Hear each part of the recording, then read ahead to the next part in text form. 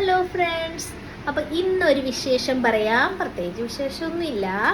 ഇന്ന് ഞാൻ ദോശ ഉണ്ടാക്കാൻ തുടങ്ങിയപ്പോഴാണ് ഒരു കാര്യം നിങ്ങളെ കാണിച്ചില്ലല്ലോ എന്ന് ഓർത്തെ. കണ്ടോ, ഞാൻ ബാക്ക് ക്യാമറ ഇട്ട് കാണിക്കാവേ. ഇത് കണ്ടോ, വലിയൊരു ദോശത്തവ. ഇത് ഞങ്ങൾ എവിടുന്നാണ്, നമ്മുടെ നാട്ടിൽ നിന്ന് വാങ്ങിച്ചതാണേ. ഒരു ദോശ ചുട്ടാലോ, വലിയ ദോശ ഇതിലുണ്ടാക്കാം.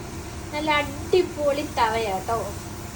ഇത് നമുക്ക് എത്ര വലിയ ദോശ വേണേലും നമുക്ക് ഉണ്ടാക്കാം. നമ്മുടെ അടിപൊളി ഗീ റോസ്റ്റും ഒക്കെ ഉണ്ടാക്കാൻ പറ്റിയ ഒരു തവ. കണ്ടോ, എൻ്റെ ദോശ ഇങ്ങനെ ആയിക്കൊണ്ടിരിക്കുന്നു.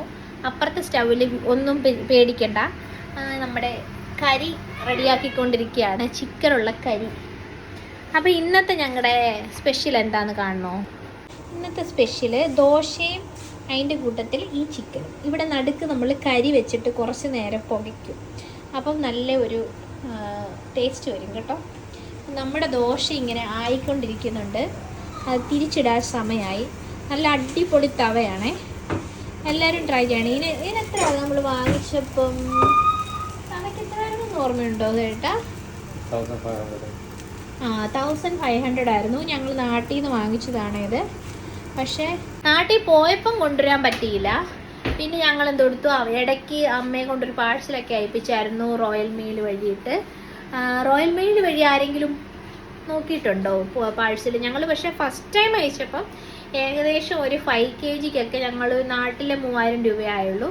പക്ഷേ ഇപ്പോൾ രണ്ടാമത് വട്ടം അയച്ചപ്പോൾ ഞങ്ങൾക്ക് ഒരു ഇച്ചിരി നഷ്ടമായിട്ട് തോന്നി. ഏകദേശം ഒരു 7-8 kg ഉണ്ടായിരുന്നു തോന്നുന്നു കേട്ടോ. അപ്പം പക്ഷേ അതിന് നമുക്ക് ഒത്തിരി നഷ്ടമുണ്ടായി. അതാണെങ്കിൽ നാട്ടിൽ 10,000 രൂപയായി.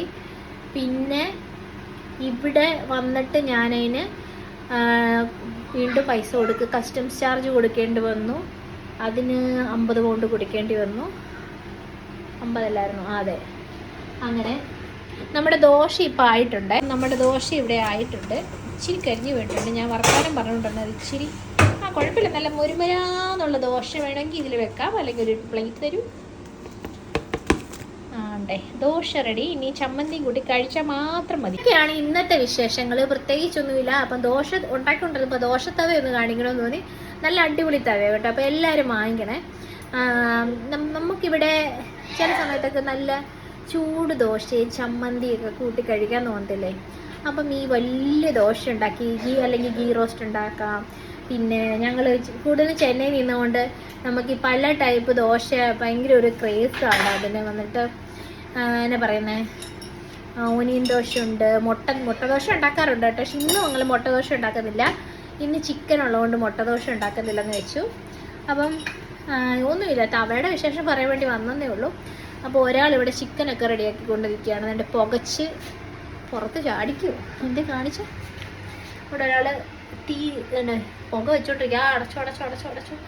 ആ പുക കയറി കഴിയുമ്പോൾ നല്ല ഒരു ചിക്കൻ ഒരു സ്മെല്ല് വരുമല്ലോ, നമ്മൾ ബാർബിക്യൂ ഒക്കെ ചെയ്യുന്ന പോലെ. അപ്പം ഒന്നും പേടിക്കണ്ട, ഫാനൊക്കെ ഇട്ടിട്ടുണ്ട്. എപ്പോൾ ഫയർ അലാം അടിക്കുമെന്ന് നമുക്കറിയത്തില്ല.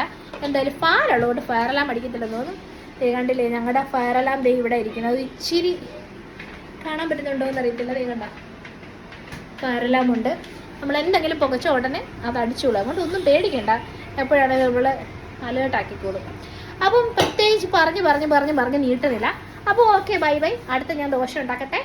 Okay, by.